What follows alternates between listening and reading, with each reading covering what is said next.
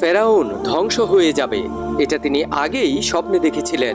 একদিন ফেরাউন স্বপ্নে দেখলেন একটি আগুন এসে মিশরের ঘরবাড়ি জ্বালিয়ে পুড়িয়ে দিচ্ছে, কিন্তু বনি ইসরায়েলদের কোনো কিছুই হচ্ছে না। এই স্বপ্ন দেখে ফেরাউনের ভয়ে ঘুম ভেঙে যায়।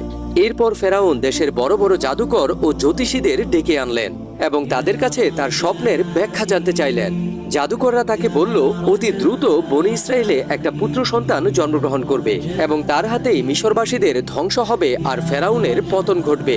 ফেরাউন তখন একটি আইন বানালেন, বনি ইসরায়েলের ঘরে কোনো পুত্র সন্তান জন্ম হলেই তাকে যেন হত্যা করা হয়। যেই কথা সেই কাজ, বনি ইসরায়েলদের ঘরে কোনো পুত্র সন্তান জন্ম হলেই তাকে হত্যা করা হতো। ওই সময়টা এতই ভয়ঙ্কর ছিল যে কোনো মহিলা গর্ভবতী হলে ভয়ে সারাক্ষণ আতঙ্কে থাকতো এবং সেই হত্যাযজ্ঞ চলাকালীন সময়ে জন্ম হয় হযরত মুসা আলাইহিস সালামের। এই ভয়ঙ্কর পরিস্থিতিতে তিনি কিভাবে বেঁচে গেলেন, পরবর্তী পর্বে জানতে পারবেন।